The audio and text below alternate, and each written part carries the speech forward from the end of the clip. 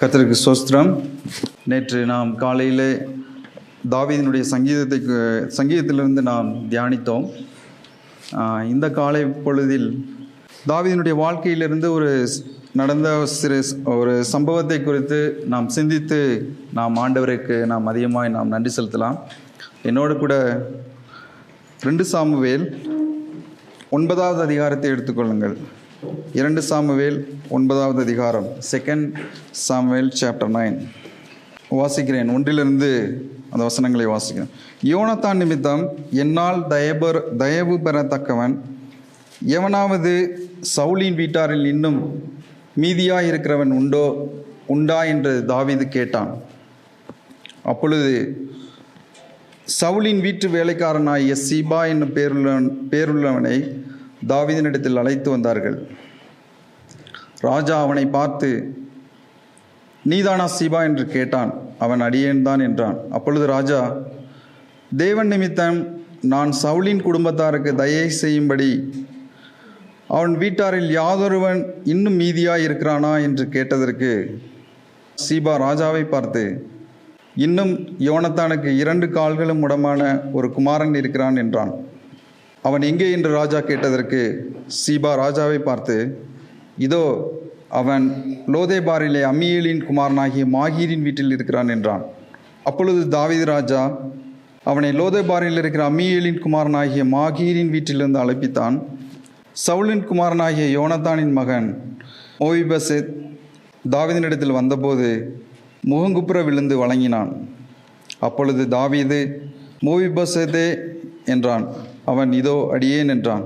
தாவீது அவனை பார்த்து, நீ பயப்படாதே, உன் தகப்பனாகிய யோனத்தான் நிமித்தம் நான் நிச்சயமாய் உனக்கு தயை செய்து உன் தகப்பனாகிய சவுலின் நிலங்களை எல்லாம் உனக்கு திரும்ப கொடுப்பேன். நீ என் பந்தியில் நித்தம் அப்பம் புசிப்பாய் என்றான். அப்பொழுது அவன் வணங்கி, செத்த நாயை போல் இருக்கிற என்னை நீ நோக்கி பார்க்கிறதற்கு உமது அடியான் எம்மாத்திரம் என்றான். ராஜா சவுலின் வேலைக்காரனாகிய சீபாவை அழைப்பித்து அவனை நோக்கி, சவுலுக்கும் அவர் வீட்டாருக்கும் எல்லாருக்கும் இருந்த யாவையும் உன் எஜமானுடைய குமாரனுக்கு கொடுத்தேன். ஆகையால் நீ உன் குமாரரையும் உன் வேலைக்காரரையும் கூட்டிக் கொண்டு உன் எஜமானுடைய குமாரன் புசிக்க அப்பம் உண்டாயிருக்கும்படிக்கு அந்த நிலத்தை பயிரிட்டு அதன் பலனை சேர்ப்பாயாக. உன் எஜமானுடைய குமாரன் மேவிபோசேத் நித்தம் என் பந்தியிலே அப்பம் புசிப்பான் என்றான். சீபாவுக்கு 15 குமாரரும் 20 வேலைக்காரரும் இருந்தார்கள். சீபா ராஜாவை பார்த்து, ராஜாவாகிய என் ஆண்டவன் தமது அடியாருக்கு கட்டளையிட்டபடியெல்லாம் உமது அடியானாகிய நான் செய்வேன் என்றான். ராஜகுமாரரில் ஒருவனைப் போல மேவிபோசேத் என் பந்தியிலே அசனம் பண்ணுவான் என்று ராஜா சொன்னான். மேவிபோசேத்திற்கு மீகா என்னும் பேருள்ள சிறுவனாகிய ஒரு குமாரன் இருந்தான். சீபாவின் வீட்டிலே குடியிருந்த யாவரும் மேவிபோசேத்திற்கு வேலைக்காரர் இருந்தார்கள். மேவிபோசேத் ராஜாவின் பந்தியில் நித்தம் அசனம் பண்ணுகிறவனாயிருந்தபடியினால் எருசலேமிலே குடியிருந்தான். அவனுக்கு 2 காலும் முடமாயிருந்தது. நாம் வாசித்த இந்த பகுதியிலே தாவீதினுடைய ஒரு தயையை குறித்து இங்கே நாம் பார்க்கலாம்.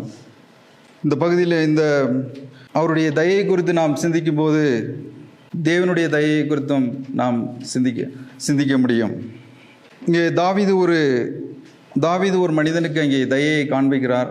அவரை குறித்து நாம் பார்க்கும்போது மேவிபோசேத், இந்த மனிதனை குறித்து நாம் பார்க்கும்போது நாம் வாசிக்கிறோம், அவன் ஒரு முடவனாக 2 காலும் முடமாயிருந்த ஒரு மனிதனாக அங்கே நாம் பார்க்கிறோம்.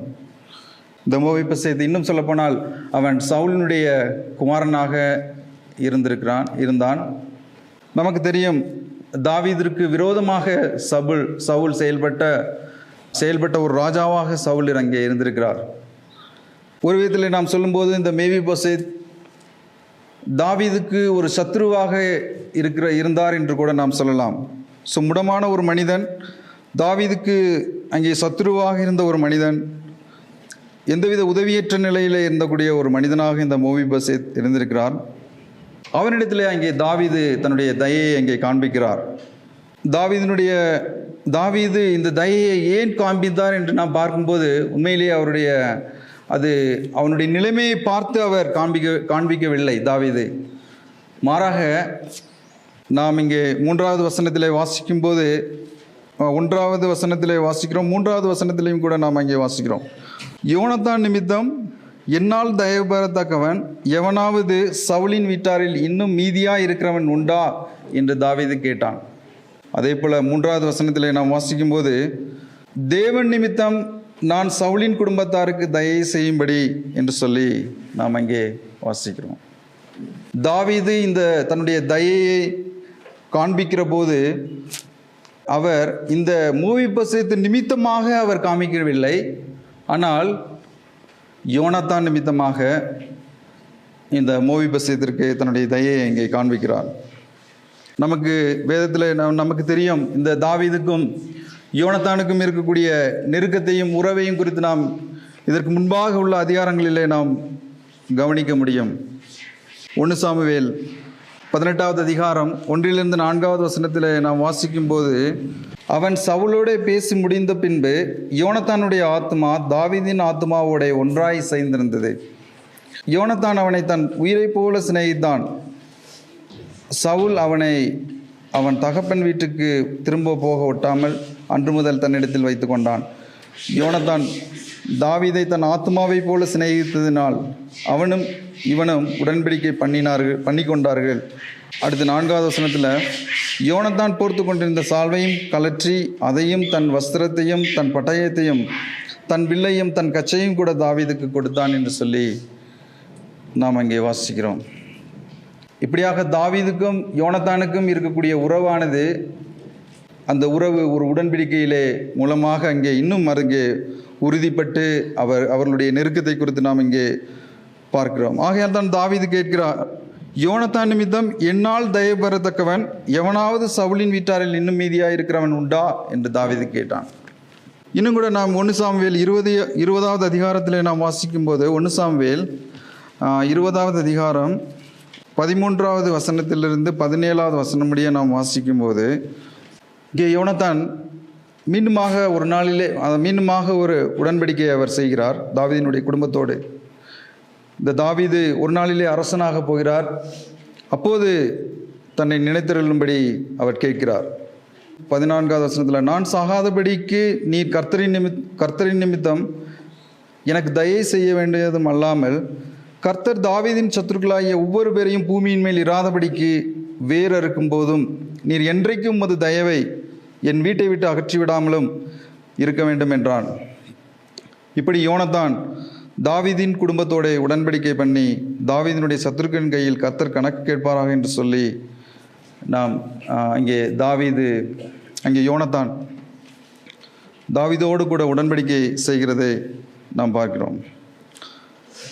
தாவீது மேவிபோசேத்திற்கு காண்பிக்கிற தயவு உண்மையிலே சொல்ல வேண்டுமென்றால் இது யோனத்தான் நிமித்தமாக அங்கே அவர் காண்பிக்கிறார். யோனத்தானோடு கூட செய்த உடன்படிக்கையினுடைய காரணமாக அவர் தாவீது இந்த மேவிபோசேத்திற்கு அங்கே தயவை காண்பிக்கிறதை நாம் பார்க்க முடியும். இன்னும் அவர் எப்படியாக அந்த தயவை காண்பிக்கிறார் என்று நாம் பார்க்கும்போது பாருங்கள், 5வது வசனத்தில் 2 சாமுவேல் 9வது அதிகாரம் மேவிபோசேத்தை தாவீது அழைத்து தன்னுடைய சமூகத்திற்கு அங்கே வரவழைக்கிறார். 6வது வசனத்தில் நம்ம வாசிக்கிறோம், சவுலின் குமாரனாகிய யோனத்தானின் மகன் மேவிபோசேத் தாவீதினிடத்திற்கு வந்தபோது 5வது வசனம், மாகீரின் வீட்டிலிருந்து அழைப்பித்தான் என்று சொல்லி அங்கே நாம் வாசிக்கிறோம். இங்கே தாவீது மேவிபோசேத்தை தன்னுடைய வீட்டிற்கு அங்கே அழைக்கிறார், தன்னுடைய சமூகத்திற்கு அங்கே கொண்டு வருகிறார், தன்னுடைய வீட்டிற்கு அங்கே கொண்டு வருகிறார்.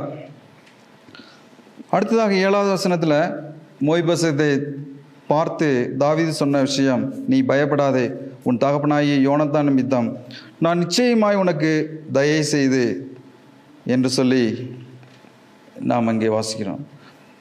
அங்கே தாவீது இப்படியாக அவர் தன்னுடைய தயையை அங்கே காண்பிக்கிறார். பயப்படாமல் இருக்க வேண்டும் என்று அங்கே சொல்கிறார். அடுத்ததாக நாம் 7வது வசனத்தினுடைய பிற்பகுதியிலே நாம் வாசிக்கும்போது சவுல் இழந்த எல்லாவற்றையும் அங்கே திரும்ப அங்கே கொடுக்கிறார். உன் தகப்பனாகிய சவுலின் நிலங்களை எல்லாம் உனக்கு திரும்ப கொடுப்பேன் என்று சொல்லி அங்கே நாம் வாசிக்கிறோம். அவனுக்கு சொந்தமான, அதாவது மோய்பேசத்திற்கு சொந்தமான சுதந்திரத்தை எல்லாவற்றையும் திரும்ப அங்கே அவர் கொடுக்கிறார். 9வது வசனத்தில் நாம் வாசிக்கிறோம், சவுலுக்கும் அவர் வீட்டார் எல்லாருக்கும் இருந்த யாவையும் உன் எஜமானுடைய குமாரனுக்கு கொடுத்தேன் என்று சொல்லி எல்லாவற்றையும் இழந்த எல்லாவற்றையும் அங்கே தாவீது திரும்ப அங்கே மோய்பேசத்திற்கு கொடுக்கிறதை நாம் பார்க்கிறோம். இன்னும் 10வது வசனத்தில் நாம் பார்க்கும்போது, நிலத்தை பயிரிட்டு அதன் பலனை சேர்ப்பாயாக என்று சொல்கிறார். இந்த தயையினுடைய உச்சக்கட்டத்தை நாம் இன்னும் சிந்திக்கும் போது பாருங்கள், 7வது வசனத்தினுடைய கடைசி வார்த்தைகள், நீ என் பந்தியில் நித்தம் அப்பம் புசிப்பாய் என்று அங்கே சொல்கிறார். மீண்டுமாக 10வது வசனத்தில், உன் எஜமானுடைய குமாரன் மேய்போசேத் நித்தம் என் பந்தியில் அப்பம் புசிப்பான் என்று அங்கே சொல்கிறார். அடுத்ததாக 11வது வசனத்தில் நாம் வாசிக்கும்போது, பிற்பகுதியில் நாம் பார்க்கும்போது, ராஜகுமாரர்களில் ஒருவனைப் போல மோய்போசேத் என் பந்தியில் அசனம் பண்ணுவான் என்று ராஜா சொன்னான். இன்னும் 13வது வசனத்தில், மேய்போசேத் ராஜாவின் பந்தியில் நித்தம் அசனம் பண்ணுகிறவனாய் இருந்தான் என்று சொல்லி அங்கே நாம் வாசிக்கிறோம். தாவீது இப்படியாக தன்னுடைய தயையை அங்கே காண்பிக்கும் போது, மோய்போசேத்தினுடைய, அதாவது சவுலும் அவனுடைய குடும்பமும் அதன் வழியாக வந்த இந்த மோய்போசேத்தும் தாவீதுக்கு அங்கே சத்ருவாக, ராஜாவுக்கு சத்ருவாக இருந்தாலும் அவன் தாவீது எல்லாவற்றையும் அங்கே தன்னுடைய தயையை காண்பித்து எல்லாவற்றையும் அங்கே திரும்ப கொடுக்கிறார். மாத்திரமல்ல, அவன் தன்னுடைய பந்தியில் அங்கே போஜனம் பண்ணுகிறவனாய், ராஜகுமாரர்களில் ஒருவனைப் போல அங்கே போஜனம் பண்ணுகிறவனாய் அங்கே தன்னிடத்தில் அங்கே தன்னுடைய சமூகத்தில் அங்கே சேர்த்து கொள்ளுகிறதை நாம் பார்க்கிறோம். இன்னும் சொல்லப்போனால் அது பெர்மனெண்ட்டாக, அது நிரந்தரமாக தன்னுடைய பந்தியிலே அவன் அங்கே இருப்பது, அவனுடைய வீட்டிலே ஒருவனைப் போல் அங்கே இருப்பது. ஸோ இப்படியாக அங்கே தாவீது தன்னுடைய தயையை, தன்னுடைய இரக்கத்தை மோய்போசேத்திற்கு அங்கே காண்பிக்கிறார். இதற்கு பிரதிபலனாக அவர் மோய்போசேத் எப்படியாக செயல்படுகிறார் என்று குறித்து நாம் பார்க்கும்போது, 8வது வசனத்தில் நாம் வாசிக்கிறோம், அப்பொழுது அவன் வணங்கி, செத்த நாயை போல் இருக்கிற என்னை நீர் நோக்கி பார்க்கிறதற்கு உமது அடியான் எம்மாத்திரம் என்றான்.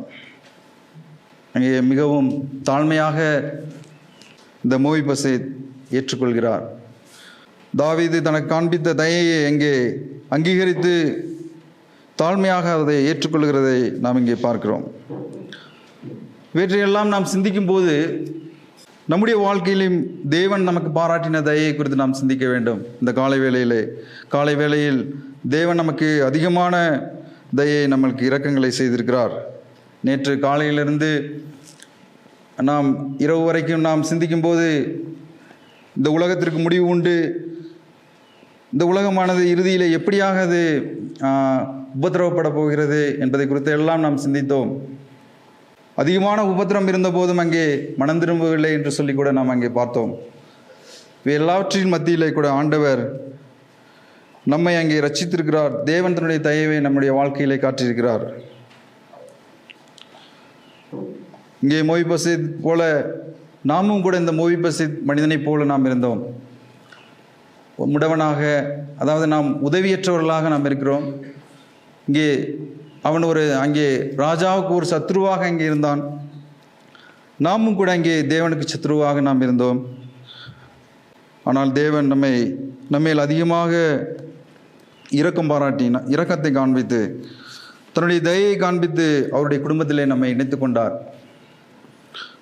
அவருடைய பந்தியிலே, அதாவது அவருடைய சமூகத்திலே நாம் எப்போதும் இருப்பதற்கு தேவன் நமக்கு அதிகமான அங்கே கிருபையை நமக்கு காண்பித்திருக்கிறார்.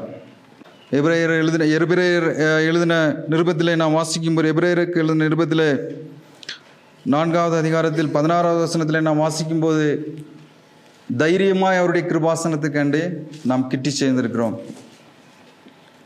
ஸோ இவை எல்லாவற்றிற்கும் அவருடைய சகாயம், அவருடைய இரக்கம் நம்முடைய வாழ்க்கையில் அதிகமாக கிடைத்திருக்கிறது. இவைகளெல்லாம் நாம் சிந்தித்து ஆண்டவருக்கு நாம் அதிகமாக அவரை நாம் போற்ற வேண்டும், அவருக்கு நன்றி செலுத்த வேண்டும். அதே போல் அவருக்காக நாம் ஜீவிக்க வேண்டும், அவரிலே இன்னும் நாம் அன்பு கூற வேண்டும். தேவன் தாமே இந்த வசனங்களை ஆசீர்வதிப்பாராக. ஆமென்.